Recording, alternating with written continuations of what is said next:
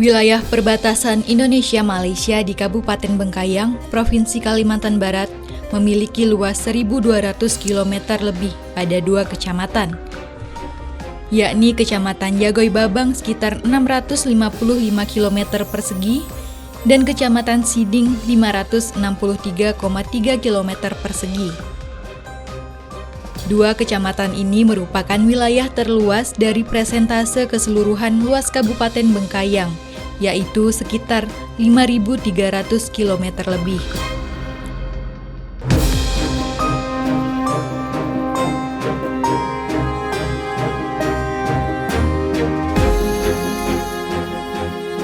Dari kondisi tersebut pula, terpampang fasilitas-fasilitas layanan publik yang masih terbatas. Tetapi pos lintas batas negara di Jagoy Babang ini sudah berdiri megah sebagai identitas Indonesia di beranda negara.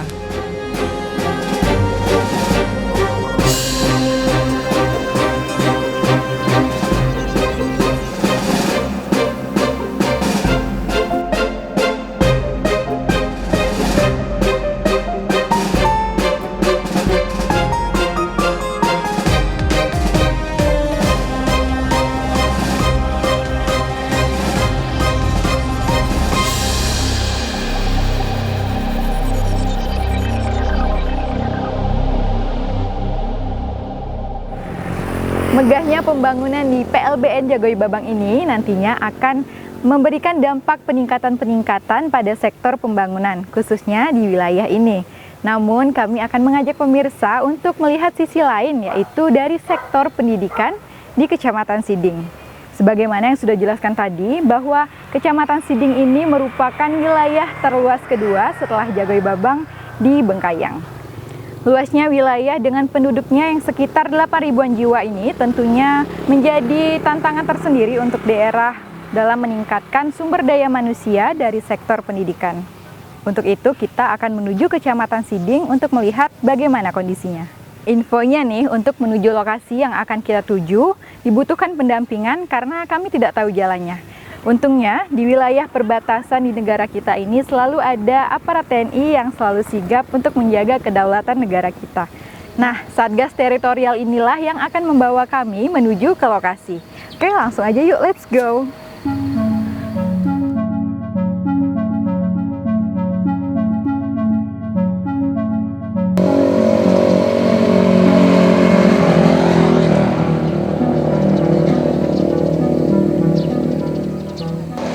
Koramil 120209 Jagoy Babang saat ini memiliki wilayah teritorial 2 kecamatan, yakni Kecamatan Jagoy dan Kecamatan Siding. Sehingga untuk menuju Desa Tamong harus menempuh perjalanan yang cukup lama. Nah, dia kan pakai penguat kan, penguat sering gangguan.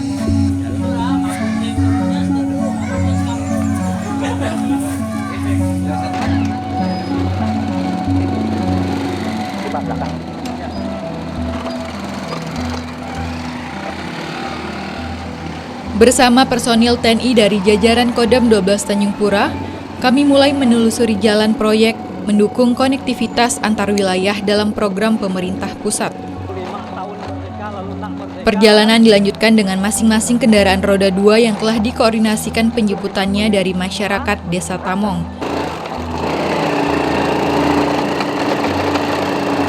Baru dia nampakan. Oke. Terus nyambung. Nyampai ke sini ya. Baik lagi asal. Ini dah aspal gorengnya.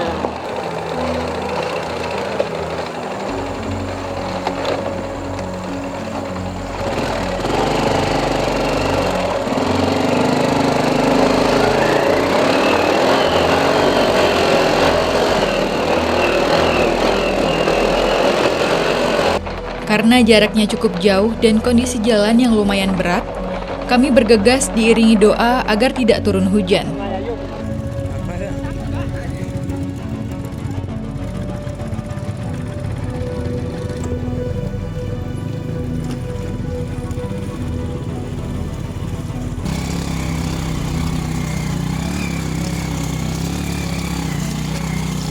Sebab Jika perjalanan kami disertai hujan, jalan yang kami lalui akan licin dan bahkan mungkin harus menginap di dusun lain sebelum tiba di Desa Tamong.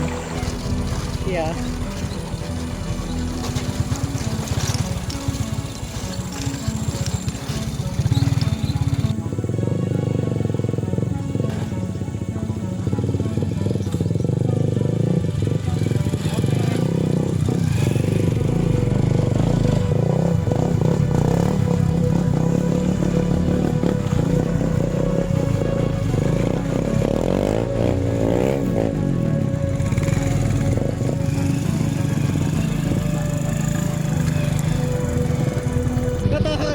Santai aja.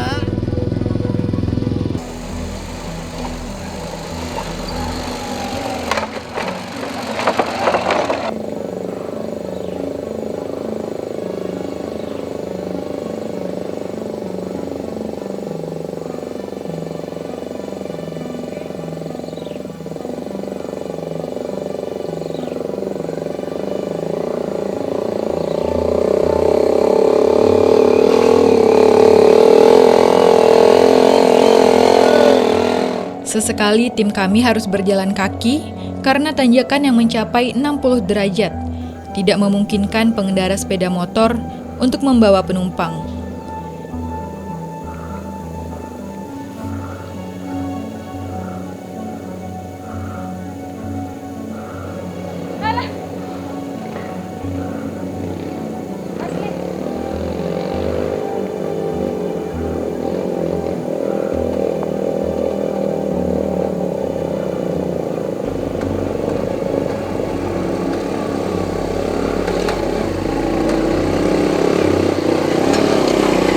Selain itu, beresiko tertimpa sepeda motor jika terjatuh, karena jalannya banyak lubang akibat abrasi air hujan yang telah menahun setelah pembentukan badan jalan ini beberapa tahun yang lalu.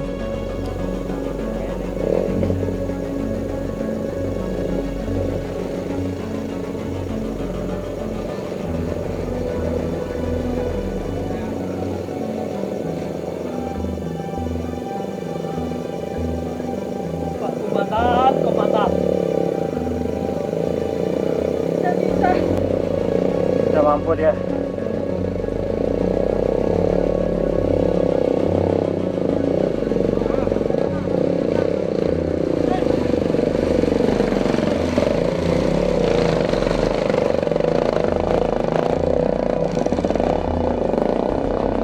Kelas berapa sekolah? 9 berarti kelas 3 SMP. Berarti kalau ini nginep di sana? Iya. Berangkat biasa minggu? Pulang hari? Jumat. Sehat. Sehat lah tiap hari jalan gini.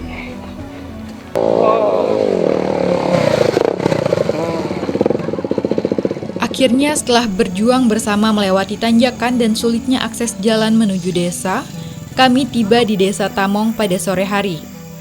Setelah diperhitungkan, perjalanan kami memakan waktu hampir 2 jam perjalanan.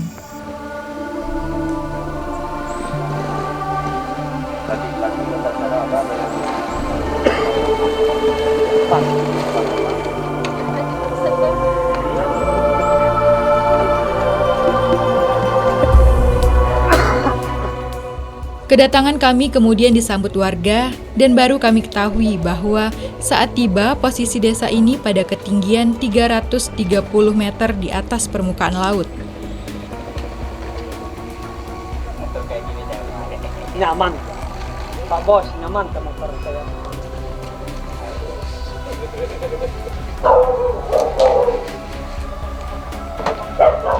Cuaca dingin menyelimuti kami dan udaranya yang sangat segar. Hal ini karena hutan di sekitar Desa Tamong ini masih asri.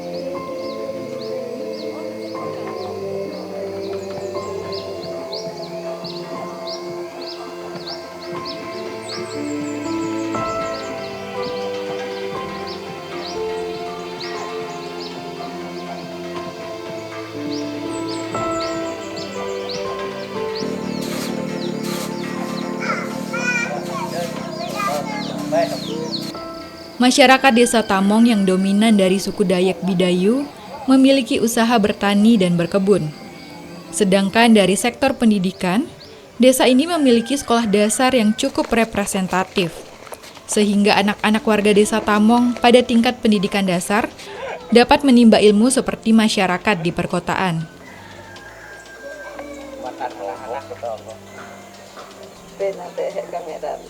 Namun berbeda pandangan ketika melihat kelengkapan bersekolah anak-anak ini. Sangat jauh dibandingkan wilayah ibu kota. Hal ini disebabkan oleh keterbatasan kemampuan orang tua murid, baik dari sisi materi dan pendampingan, maupun kondisi wilayahnya yang berada di pedalaman.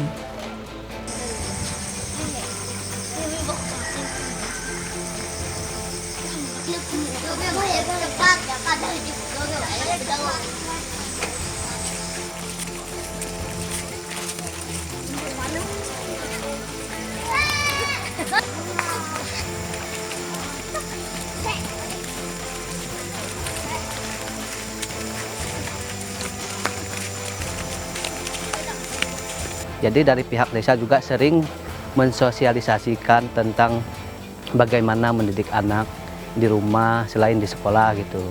Karena kita tahu di sekolah ini hanya beberapa jam untuk mengajar.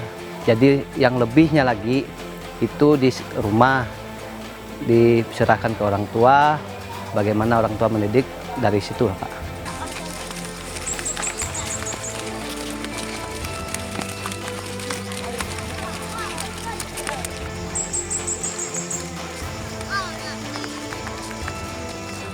Selain itu, buruknya infrastruktur jalan yang menghubungkan dusun-dusun di Desa Tamong menyebabkan kurangnya animo masyarakatnya untuk bersekolah. Ya, ada pengaruhnya karena menuju ke sekolah dari tempat mereka dari Tamong Besar, Tamong Tengah, sama Tamong Atas tuh makan waktu 15 menit jalan kaki. Jadi mungkin pengaruh dari situ, anak-anak juga jenuh.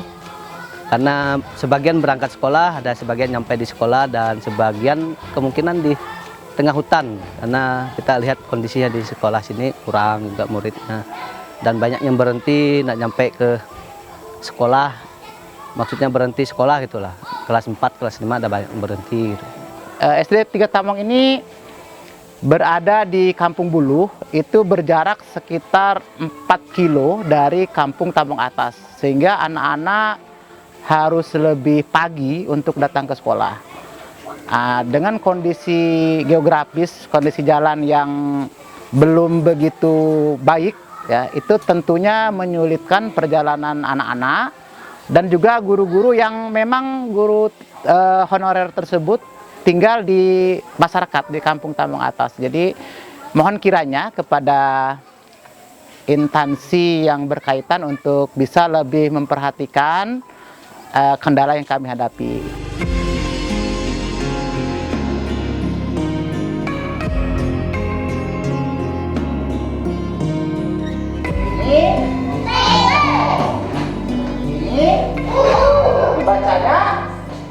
Saat ini jumlah murid SD 03 Tamong sebanyak 73 orang, sedangkan tenaga pendidik hanya sebagian gurunya yang sudah pegawai negeri. Selebihnya merupakan tenaga honor. Sementara kurikulum yang diajarkan menyesuaikan dari Kementerian Pendidikan dan Kebudayaan Republik Indonesia.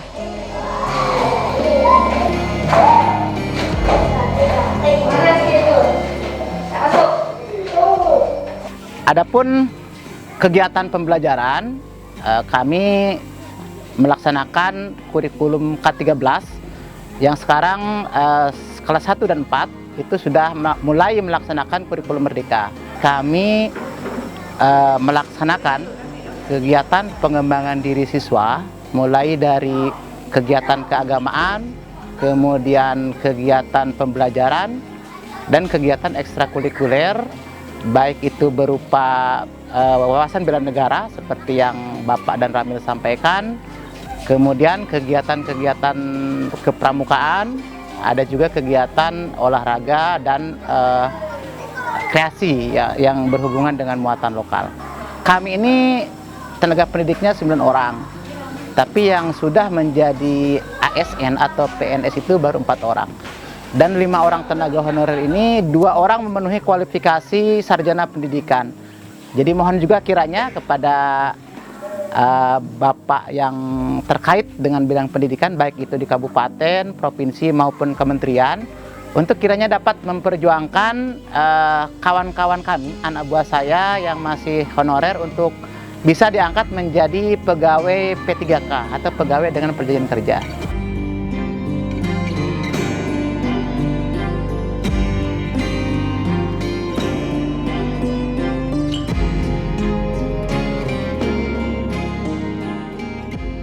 Desa Tamong dan desa-desa lainnya yang berada di sekitar batas negara Indonesia-Malaysia tidak cukup hanya dibekali pendidikan formal. Namun, pendidikan wawasan kebangsaan dan bela negara juga dinilai cukup penting untuk selalu digelorakan.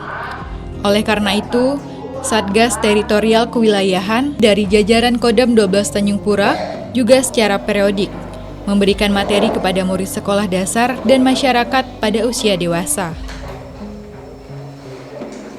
Kami juga merupakan satuan tugas teritorial di perbatasan, di mana tugasnya melaksanakan pembinaan wawasan kebangsaan, menciptakan nasionalisme yang tinggi dari mulai generasi muda sampai dengan usia-usia dewasa, yang muaranya nanti akan timbulnya rasa kecintaan terhadap negara kesatuan Republik Indonesia. Di pelosok-pelosok kami sudah menerjunkan beberapa Babinsa untuk memberikan bantuan-bantuan kepada sekolah-sekolah yang memang membutuhkan tenaga pendidik dengan kemampuan kami yang ada, sehingga bisa membantu masyarakat dan sekolah.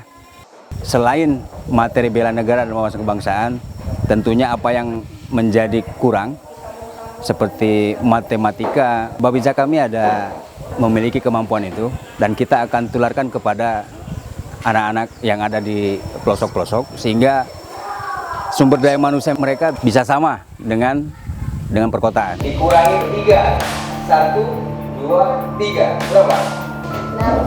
6. Iya, siapa tadi yang bilang 6? 7 ditambah 1. Kolaborasi antara pihak sekolah dasar dan Satgas Teritorial Perbatasan Negara merupakan suatu upaya bahwa generasi penerus bangsa dari wilayah perbatasan tetap memegang teguh loyalitas dan nasionalisme kepada NKRI. Karena bagaimanapun, kemajuan bangsa Indonesia ke depannya terletak pada generasi yang cerdas, generasi berkualitas, dengan jiwa nasionalisme yang kokoh. Semoga ke depannya sekolah Tamong ini walaupun jauh di pedalaman, kami berusaha semaksimal mungkin untuk bersaing dengan kawan-kawan di kota.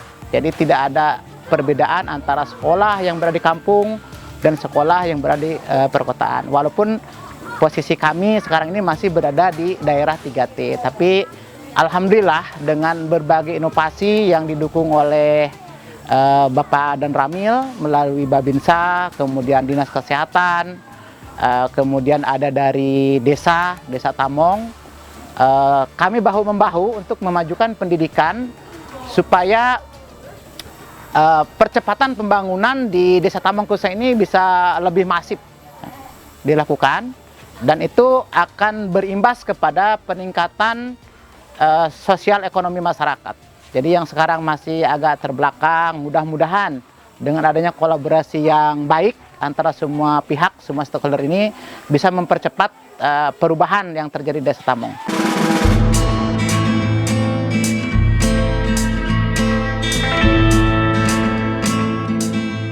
Kemajuan mutu pendidikan yang berpengaruh besar terhadap meningkatnya kualitas sumber daya manusia di wilayah perbatasan ini tentunya tidak lepas dari terpenuhinya infrastruktur pendukung seperti jalan, jaringan internet, dan yang lainnya.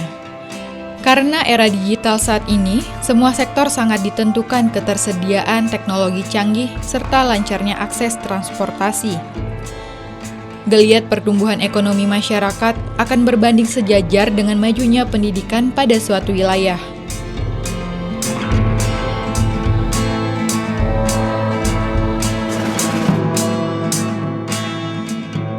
harapan masyarakat, terutama di pemerintahan desa untuk pemerintah daerah, provinsi maupun pusat, itu yang dibangun utama itu adalah infrastrukturnya, terutama jalan. Karena mengingat hasil bumi atau berupa, karena di sini rata-rata saya lihat mereka tanam karet, jadi mau jual tuh susah, pakai ngambing butuh berapa 2 jam. Jadi harapannya mereka orang-orang sini memang hanya satu-satu jalan untuk pemerintah, mau dari bupati, gubernur, mau sampai ke presiden.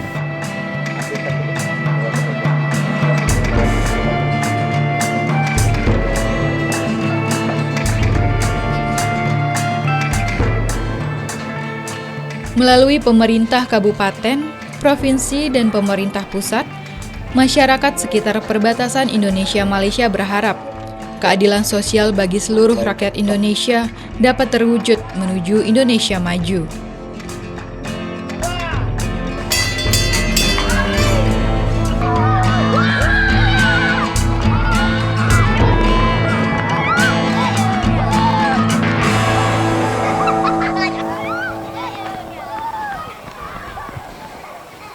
Nah pemirsa, beginilah kondisi sekolah dasar di perbatasan Indonesia-Malaysia.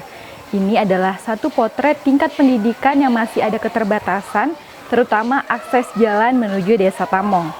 Nah, walaupun jumlah tenaga pendidik dan ruang kelas yang sudah cukup standar, namun masih pula diperlukan tenaga dari pihak aparat untuk tetap mengedukasi dan menanamkan nilai-nilai nasionalisme generasi bangsa ini.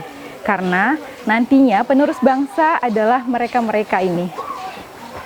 Nah pemirsa, sampai di sini dulu penyajian kami tentang pendidikan dari salah satu wilayah di Kalimantan Barat.